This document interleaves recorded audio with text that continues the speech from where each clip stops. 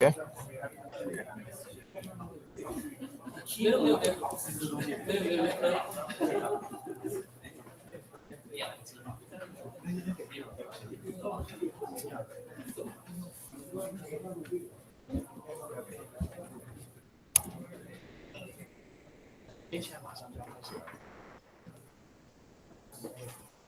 现在是要开始了，10分，所以休息10分。会继续录，他也会导播。Okay. Is it okay now? Mm-hmm. Yeah, we Yes. can have 2 to 3 minutes. Okay. 对。哎，那个Chat. Chat. Yeah, sure.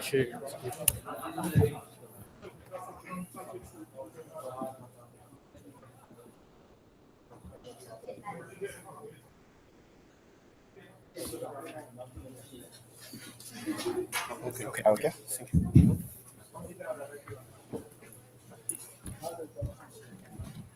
Okay, welcome back. So our the next keynote talk is Professor Naoyuki Kubota. So Professor Kubota currently is a professor in the Department of Mechanical System Engineering in the University of Tokyo Metropolitan University, and he is also the director of Community Centric Systems Research Center. His research interest is focusing in the human-robot interaction and also serve as many associated electrical transaction journals. So due to this time, let's give a big hand to welcome Professor Kubota to give the talk. Thank you very much for your kind introduction, Liwei. So it is my great honor and pleasure to give a talk on topological intelligence for human-robot interaction. I am Naoyuki Kubota from Tokyo Metropolitan University, Japan. Okay, first of all, I would like to say special thanks to my supervisors, colleagues, and my students and friends. Okay, so my supervisor, Professor Toshio Fukuda. Thank you very much. Okay, so this morning, Professor Tomizuka explains the importance of robot and drone technology. His research direction is really excellent and important. So I also deal with such kind of technology like this, and then so we apply various robots to many different research fields. This is used in the construction areas. So and also, so we have developed many types of multi-legs robots. So like this. Okay, so here, so we apply this robot like this. So recently, so we also try to use deep reinforcement learning. Yes. On the other hand, so this is today's topic, human-robot interaction. So this shows the outline of my talk. Here, so human-robot interaction. So this is related with CACS and high fuzzy. So next topic is topological intelligence. This is related with iFuzzy. The last one, so cyber physical social systems. This is related with CACS. So this story is continuous. Okay. So first of all, I ask young researchers about the definition of simple keyword. What is interaction? What is communication? Can you define? So this is my answer. So interaction is used for the changing through exchange of actions. Communication is used for sharing through exchange of information. The definition is almost the same, but some important keyword is different. So this is system thinking approach. So we can use system thinking approach to define like this. So here, this is today's topic. Okay. So what is required technology for human-robot interaction? the technology to know human. For example, the physical and cognitive ability, lifelong, and the human intention. Professor Lin also explains the importance of when, what, and how. Okay, in order to realize human support, so we need to know when the robot should do. Okay, so what to do. The most important thing is how to do.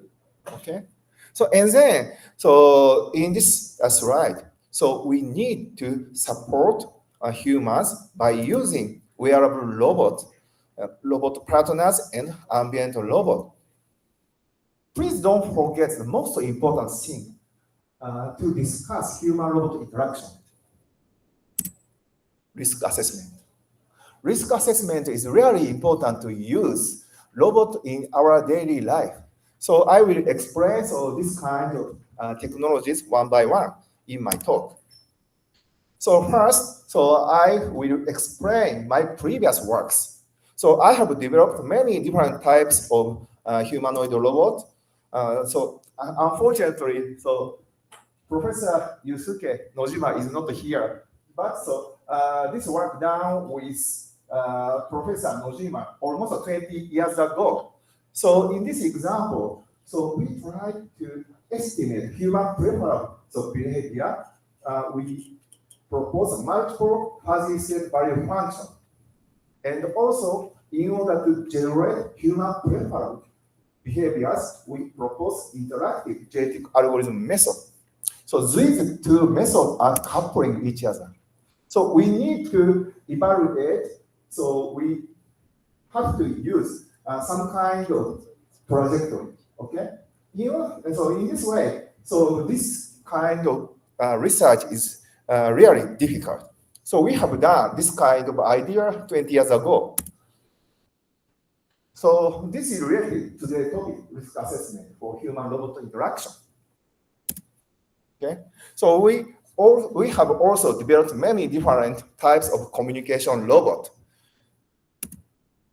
So yeah, so like this. So I love Macintosh. I developed the mobile Macintosh, so like this. Okay, this is one example for human-robot interaction.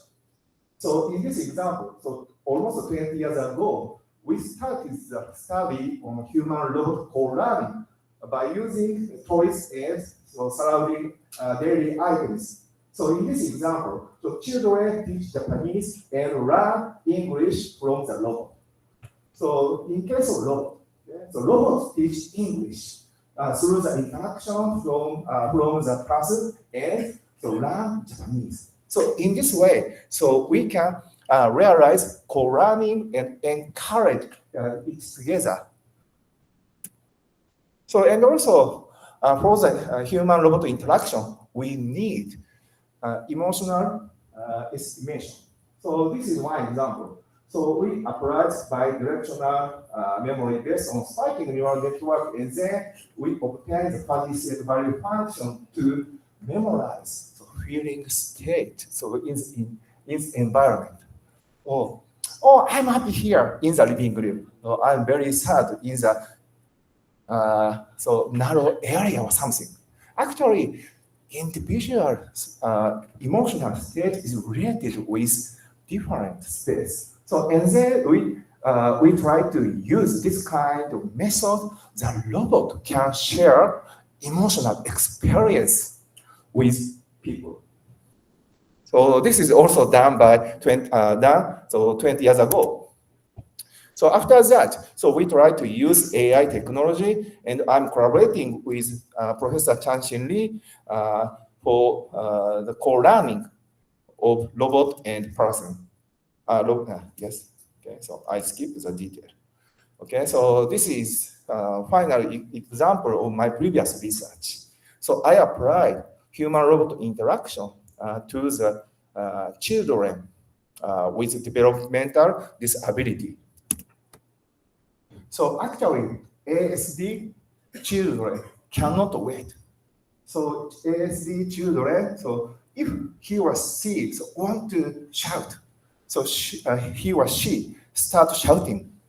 On the other hand, in the interaction between, with the robot, this person can wait. So I'm human now. This is robot now. Okay, not me. So now, not me. Okay. So anyway, so in this example, oh no, so you made a mistake. Okay, so here, these children tried to teach something to robot. As the student cannot do it to other parents or children. But in case of human-robot interaction, as the student can important behaviors for daily living. Okay, this is very important. So in this way, so I showed the importance of human-robot interaction by applying many different types of robot to different types of applications. Okay, so here, this is my main topics. So in the communication, so we need some topological structure. This is one example. Okay, so there are 3 bags here. So in this example, please take a red fish bag. Which do you choose? This one? No? Okay, middle one. Last one. A very difficult to answer. Why? So here, red fish bag, okay? Or red fish bag. Here, red fish bag. The last one is red fish bag. Okay, so in this way, so there are many vagueness and fuzziness in human communication. In our human communication, this kind of structure or hierarchy exists. So we estimate which is the best through the interactive communication. This is human ability and human intelligence. Okay, so I will explain the next example. So in this example, so there are 3 bottles and red ball. Okay, here, what do you say if you want to the robot to take the object A? This is very easy. Please take light blue bottle. It's okay. On the other hand, so in our communication, for example, please take the nearest bottle. Please take the central bottle. Please take the shortest or shortest bottle or lowest bottle. Okay, and then so we can say, please take the bottle near the ball. So in this way, so we can ask some other people to do it. So we can say many different types of communication. Which is the best? Actually, so if the location of the robot and human is different, so we may choose different. So different command or words. On the other hand, please check the structure of this graph. Okay. The topological structures is all different. This is the point. So if we pay attention to one feature, we can choose a suitable structure, okay? And then we can build a suitable structure, topological structure, and then so we can choose a suitable one. So this is human intelligence. So by the way, so in the beginning, please take a bottle, or blue light bottle. At that time, the robot can take a bottle, but this robot never move, just take. So in my human communication, the meaning of take a bottle, this includes take a bottle and bring it to me, okay? So therefore, in case of linguistic understanding, so this is related with real world calculation, okay?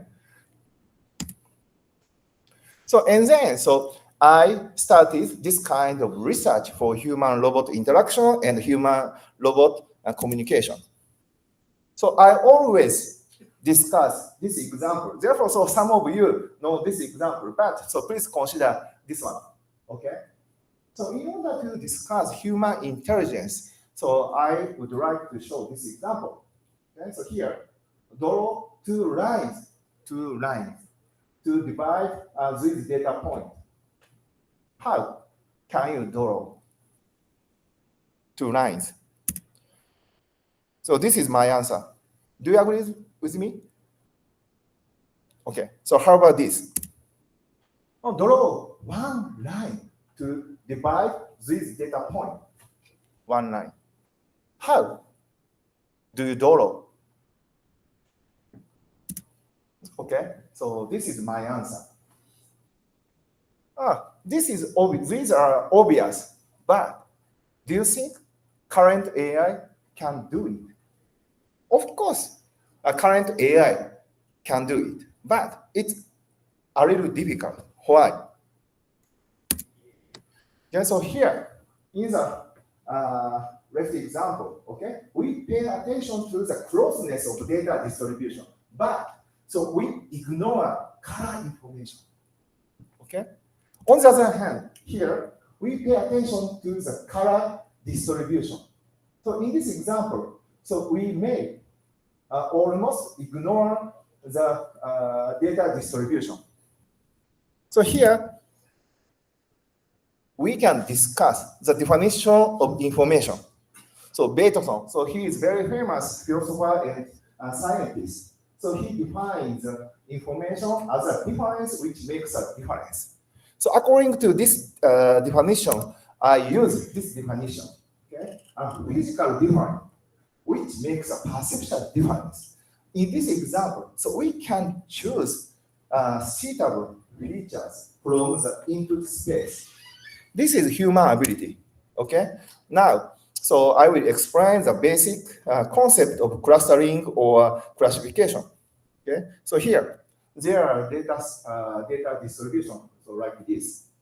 How many clusters?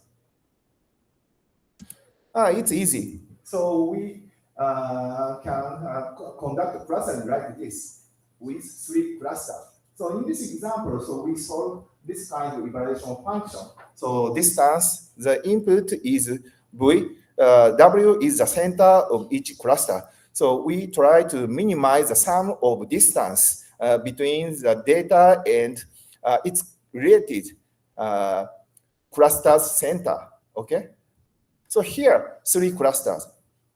How about this? If you use 3 clusters, how can you divide?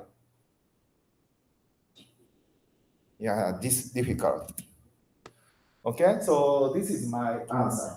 But if there are 4 clusters, we can easily conduct like this. So in this example, we can use weight parameters or related importance. By changing this parameter, we may obtain this kind of result. Human intelligence is really nice. So we can change weight parameter very flexibly.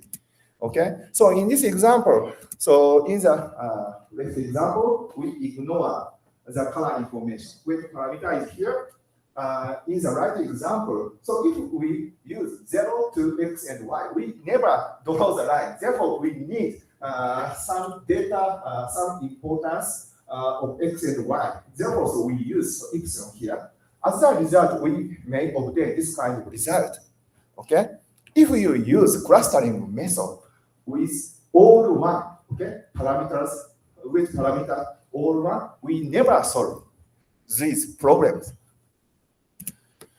So here, in human intelligence, we can easily change the weight parameters to solve each problem. But this is a point. We can know suitable weight parameters after solving a problem. This is similar to no free lunch. So after we solve the problem, we can decide the suitable parameters. Okay. Anyway, if we use hierarchical clustering, we cannot solve. Okay, hierarchical clustering means So the first one is one line, second one is two lines. So this is not overlapping. So therefore, we cannot use hierarchical clustering method to solve these problems simultaneously. So this means we solve different problems with different weight parameters.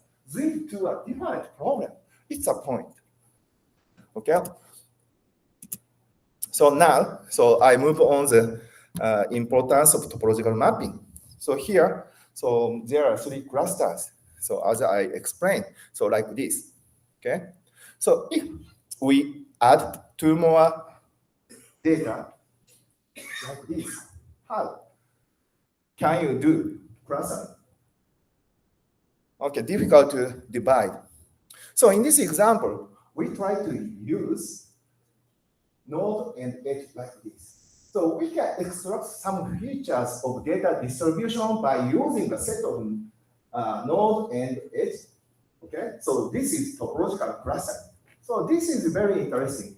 Actually, so in the beginning, so this is Voronoi diagram, and then, so in this example, this is similar to Voronoi diagram. Okay, in the beginning, we try to divide the data, but in this example, we try to connect the data. Okay, so this is a topological clustering.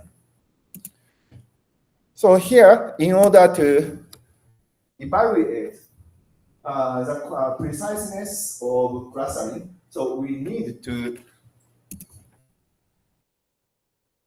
calculate the distance to the second nearest node. In order to connect the two nodes, we need to obtain the first nearest and second nearest node. So as a result, we can connect the edge.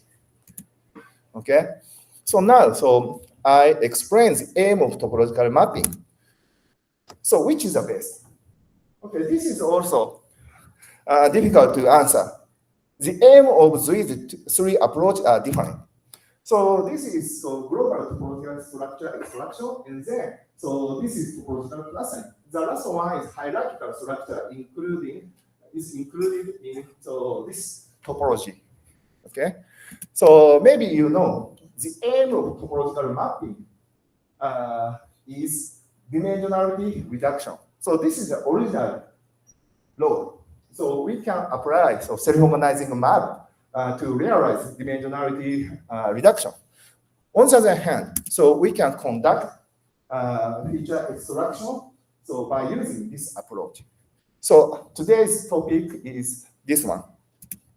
So there are so many different types of topological mapping method proposed until now. So I use growing neural gas. So growing neural gas here. So this method can conduct clustering and topological mapping. So inside of each cluster simultaneously. This is the advantage of growing neural gas. But in case of growing neural gas, we cannot preserve the topological order. So it's a problem. But we don't pay attention to that disadvantage in this research. Okay. So now, I show the previous research on growing neural gas method. Okay. So after that, we propose many different types of topological growing neural gas method until now, and to solve many different types of problems. So today, I just explained this method, multi-scale but running growing neural gas. So this method is very powerful. So this shows the original growing neural gas. So in the beginning, we choose 2 or 3 nodes and its connectivity like this. So if sample data is given to the network, the first and second nearest node are selected here. If there is no edge between these 2 nodes, we can add the node. So after several iterations, we can add several nodes according to the summation of the errors. And also, in this example, this edge is not selected for several iterations. Because data distribution on the blue area. Okay. After several iterations, if this edge is not selected, we can remove this edge. Here we count the number of not selected times. So as a aging.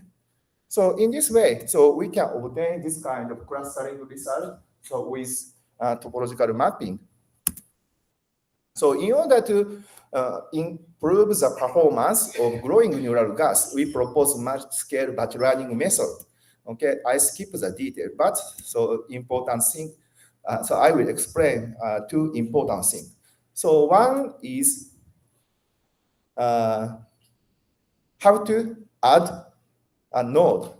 Actually, after several iterations, one node is added to the network. But it's, of course, in order to obtain global optimal clustering result, we need to realize slow update. But in order to improve the speed, conversion speed, we should add many nodes.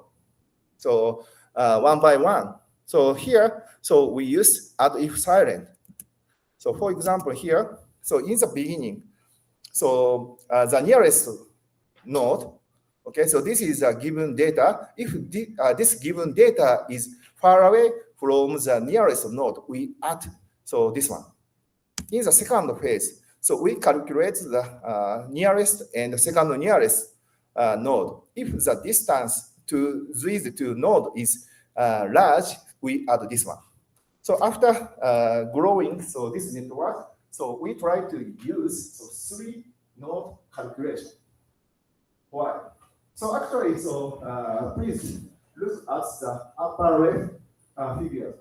So in case of two-dimensional space, so we need three nodes to make a closure. Okay, so therefore, so in this example, so we try to use three nodes to calculate the distance. If the distance to nearest second and third nearest node far away from here, so we add the node. So in this way, so we can improve the speed. Okay, and then so we try to use large-scale batch learning method. This is the overall data set. So we can divide an overall data set into several mini batch data set like this.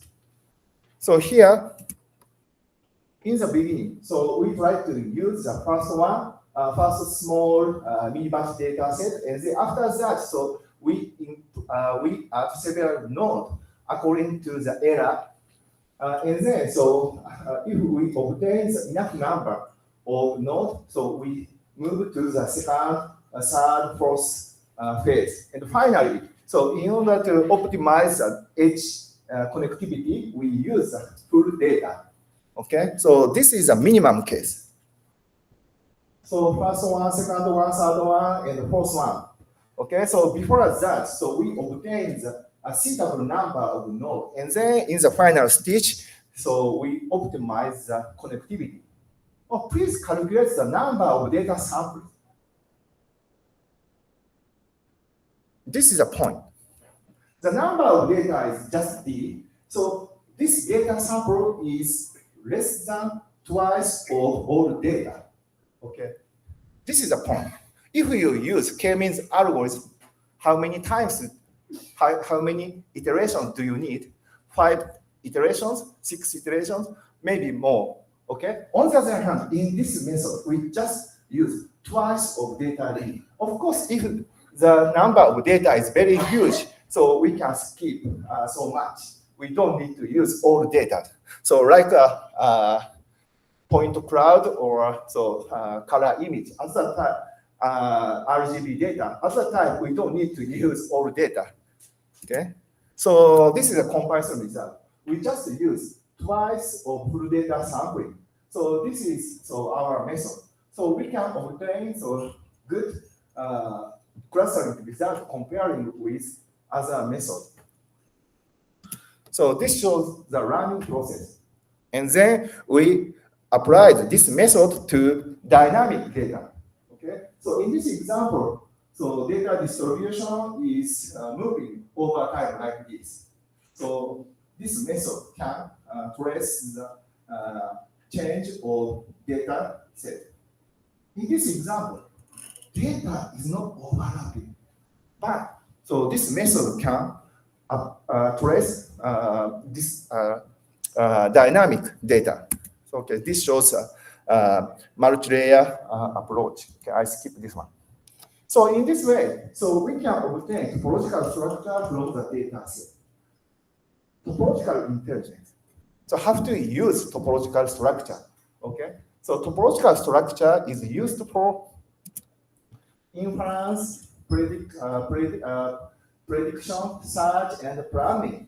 So here we have adjacent matrix. So therefore, by using adjacent matrix and existence vectors, so we can obtain some prediction. We can obtain some prediction and planning. So it's very easy. Okay, so this is direct use. On the other hand, so we can use topological structure for neural network. So this is graph neural network, and also transformer and graph transformer. So these methods also use so topological structure, but so free connected node. So in case of transformer, okay. So now, so I explain so how to use this kind of method. So I explain so social background.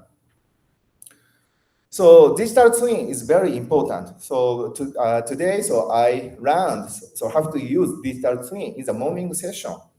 So digital twin is discussed in industry 4.0. So now we are moving towards industry 5.0 and society 5.0. This methodology focuses on human-centric approach. So what is the problem? So in the beginning, so I explained several examples of human-robot interaction. Okay. So here, who are vulnerable people in society? This is a point. There is no slope. There is no visual sign. There is no modality transformation. The problem lies in infrastructure. So infrastructure manifests the weakness of vulnerable people. So therefore, so we propose the concept of smarter inclusive society. The keyword of smarter is important.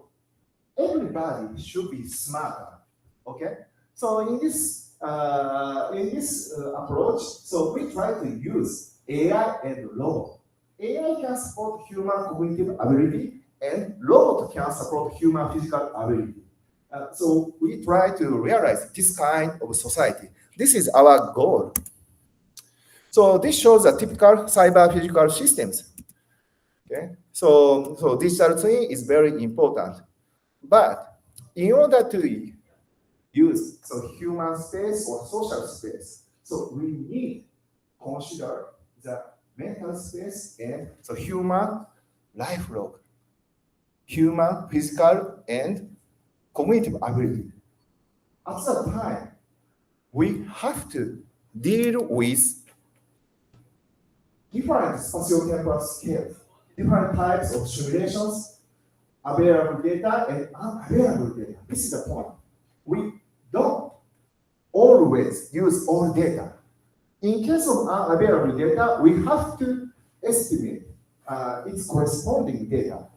So in order to solve this problem, so in my research, we try to use topological intelligence and topological twin. Okay, so I will explain the definition of topological twin.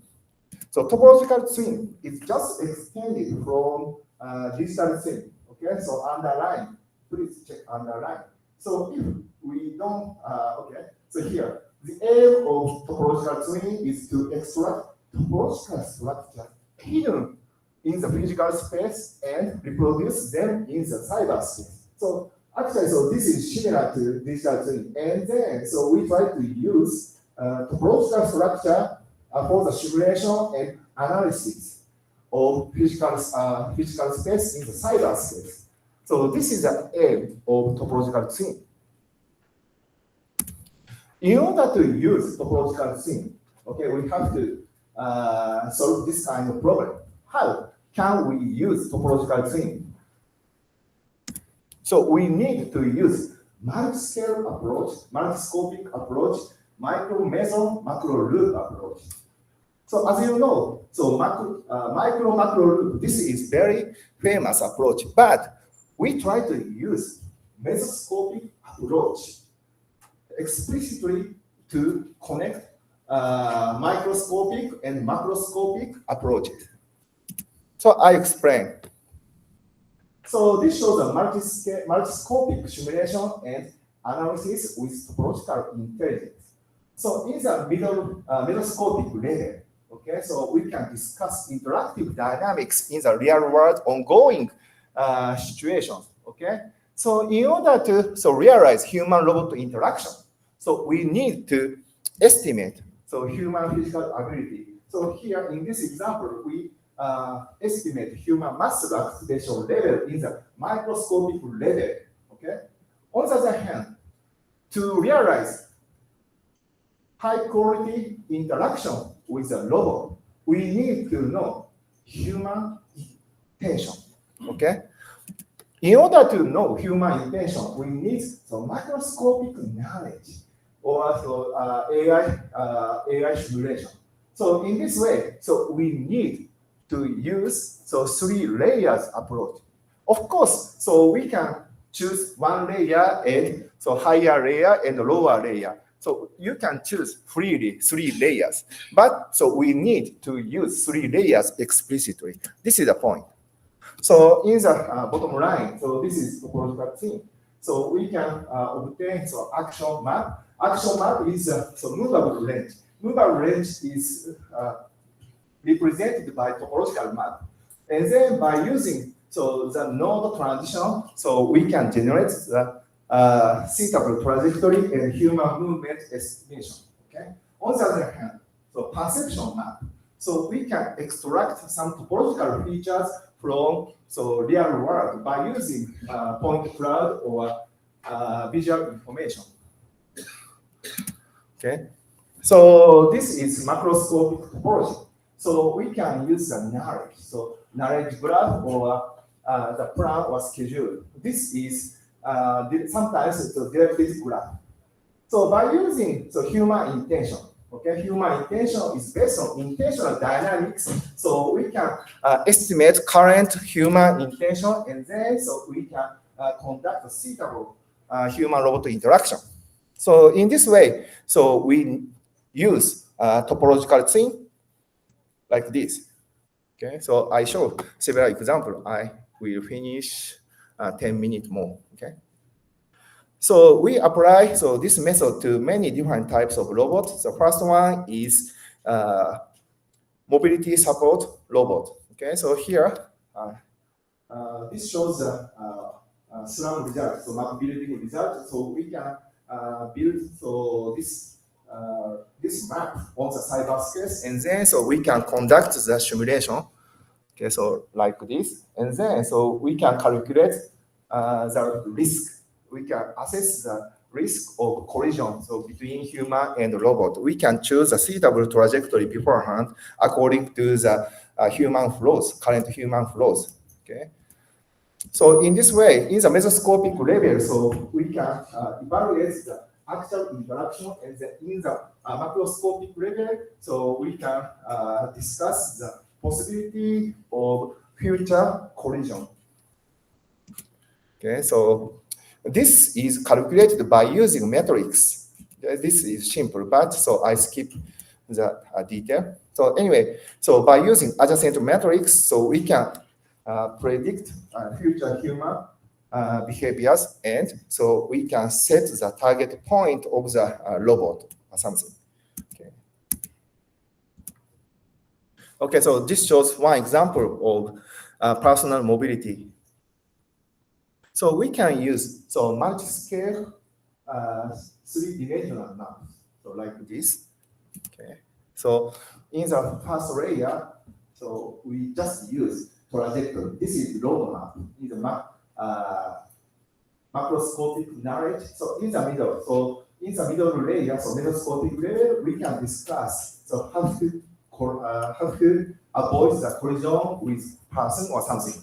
In the microscopic layer, so we can recognize wall or empty area or some object by using node and so edge connectivities only. Okay. So I skip the detail. So anyway, in order to improve the speed, so we try to use multi-layer learning method. Okay, I skip the detail. So by using this method, so unnecessary edge connectivity is removed from the original first layer. So by using this one, okay, so in the beginning, so global planning is done. After that, so according to the human movement, this robot, wheelchair can decide the collision avoidance direction. So in real time by using this topological map. Okay. The next one is human-robot interaction. This shows the handover behavior example of handover behavior. So by using topological action map, so we can find the hand over behaviors area, so like this. So in this example, so we can use this kind of topological action map. So I explain how to generate topological action map. So in the beginning, we use forward kinematics. So we can calculate the hand position by using joint variable. So like this, one by one. And then so we can obtain enough number of data for forward kinematics. So in the inverse kinematics, okay. So input, okay. So here forward kinematics input is joint variable, output is hand position. In case of inverse kinematics, input is hand position. This is the target point, and then output is a joint variable. Okay. So in this way, so we can calculate the target trajectory so very easily. So this shows the action map and perception map. So here, this is action map. Action map is means that movable range of the robot manipulators, and then perception map is generated from the point cloud data by using LiDAR. Okay. So here, this person is here, and 4 bottles here. Okay. Here, by subtract. So this area, from this area, we can obtain this topological map. This means collision-free action map. So there are several objects here. So by using topological map calculation. So here we just use node selection and matrix calculation. We can obtain this kind of collision-free action area very easily. Okay, and then so by using, okay, so this is previous one. So by using first order of connectivity, so we can obtain this map. Second order connectivity, so we can obtain this map. So by using third order connectivity, we can obtain this map. So in this way, so collision-free area is extended. So this is related with risk assessment. If we use this one, the robot may contact to the object, but here the robot never collide with the object or human. So in this way, by using matrix calculation, so we can easily estimate the risk of collision. Okay. On the other hand, we use end operators of action map and perception map. As a result, so we can obtain reachable action areas. The robot can reach this area. Therefore, if the robot grasps some object, the robot can choose from this one. Okay, and also by using action map of robot and human, so we can estimate the handover area So in this way, okay. So in this way, so we can easily apply topological mapping, and we can use topological map to generate so safe trajectory to the person. So we apply this method to the ceiling robot. Actually, so in Japan, so Japanese house is very narrow and small. Therefore, so we try to use the ceiling robot, okay, the support from the ceiling or wall. This is our current development. So in this example, okay, maybe the robot behavior is very fearful to the person.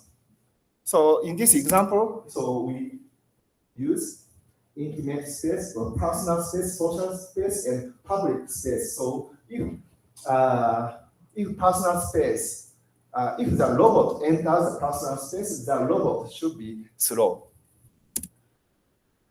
And then, so we can use the simulation for the energy calculation. And then, so this is the topic, risk assessment. In the Moonshot project, so we developed many different types of assistive robots here. Of course, so other professors developed this robot, not me. Okay, so we estimate the risk of using this robot in real world. Okay, so we develop this kind of risk assessment simulators. So here we use so multitask, multi-agent simulation. Of course, if we use only robot, its simulation result is reliable. But if human exists in the shared space, human movement is always different. Therefore, so we use different human model, human reaction model, and then so we calculate the risk of collision and others. So this shows the multi-scenario, multitask, multi-agent mesoscopic simulation. Okay, so in this way we calculate the risky behavior, and then so we can visualize so actual possible accident by simulation, and then so the staff or medical doctor can understand. Oh, this robot has a risk of using something. Okay, and then they try to decide or not. Medical doctors and so therapists decide whether or not this robot should be used in this area. So if the therapists want to use such kind of robot in this area, we should change the layout of the furniture and others. As a result, so we can improve the environmental space design. Okay.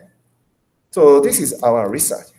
So finally, so I will explain current research. So we are developing trailer living laboratory like this. In this trailer house, so we can estimate human cognitive and so physical abilities. Okay, so I skip the detail. So yeah, so there are so many different types of trailer house. In this trailer house, we can open the wall like this, and then we can extend the measurement area to estimate human physical ability. So like this, okay. Just keep. This shows the sensing system in the trailer house. So we try to use ceiling robot like this. Okay. So and then in order to keep the privacy, so we try to use Unity simulation here. So furniture, okay. So furniture design is replaced with others. Here is male, but here is female. In this way, in case of remote monitoring, so we can keep the privacy. Okay, so this shows the privacy protection sensing method. So we use TOF and heat infrared sensor array. So here, so 8x8 sensor unit are used in each sensing. Okay.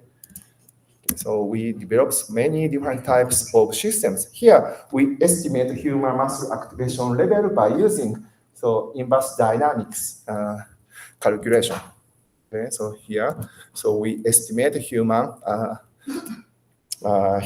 daily life log. So we also use transfer learning. Here, we try to use graph structure. So in case of transfer learning, as a result, we can enhance the learnability much more.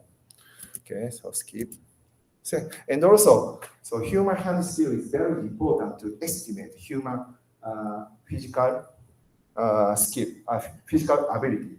So we estimate current human handling postures and its related object.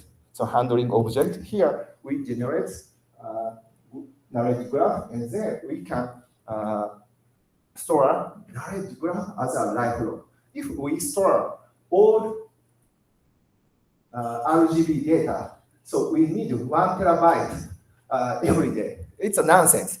Therefore, so we try to memorize episodic memory or episodic experience by using this kind of knowledge graph. Okay? Yeah. So this shows a graph neural network application of episodic memory. I skip the detail. Okay. So this is knowledge embedding, and also so we conducted human handling skill evaluation by using block design test. Okay. Skip. Okay. Almost finished. So today, so so every time, so we discuss so human behavior from 3 different levels. So in the microscopic level, so we evaluate so actual physical motion. In the mesoscopic level, so we evaluate the human object interaction. In the macroscopic level, so human knowledge of handling or something. Okay. Okay, so I will finish soon. Okay, so this is the overall experiment. Okay, everything is integrated in this trailer house. Okay. And also, in order to enhance so elderly people, so daily activities, so we use escape game. So by using escape game, we can measure physical and cognitive abilities. So as like this. Okay. And also, we can use the rooftop for the exercise. So basketball shooting game or a soccer, table soccer game or something. Okay. Okay. So this is almost the last one. In order to realize so sufficient and effective human-robot interaction, we have to estimate human cognitive and physical abilities. And also, we have to estimate human intention. So here, we need to use physical dynamics in the microscopic level. In the mesoscopic level, we use interactive dynamics, so between human and object. In the macroscopic level, we use intentional dynamics. So today, so I don't have enough time to explain the importance of intentional dynamics. Intentional dynamics has been discussed in ecological psychology 20 years ago. Okay, Robert Shaw and so Gibsonian discuss the intentional dynamics based on affordance and effectivities. Okay, so this shows a summary. Okay, thank you very much.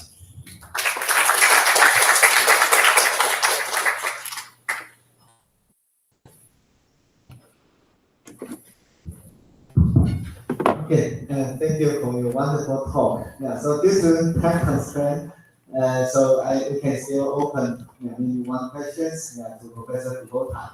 So any other question or comment? Okay, yeah. So I would like to ask for your advice. So how can we know, or how can we know the human, or we can say that the transfer learning from human knowledge to the topological intelligence? Mm-hmm. Because it seems like it's based on many human experience to design the intelligence. But I think that in the beginning, so how can we do the transfer? Okay, actually, so this is okay. So from human to robot, right? Yes. Yeah. Yes. Yes. Yes, transfer learning from human to robot. So this is very important topic to realize. So daily support system by using robot. So actually, human physical ability is different from robot one. So therefore, so imitative learning based on human robot embodiment is very important. So in my previous works, so we try to use internal simulators. So here, so we can use simulators in the cyberspace, okay? And then so we try to use so transfer learning, but essential structure is similar. So I mean, so topological structure. So every task includes some kind of routines or some kind of relationship between object and hand or so physical part. So we can use such kind of topological structure. We can realize transfer learning. I hope so. So this is my future work. So now, so we are doing that. Okay. Thank you very much. Thank you. Okay, so on behalf of the organizing committee, I also prepared a NYCUT.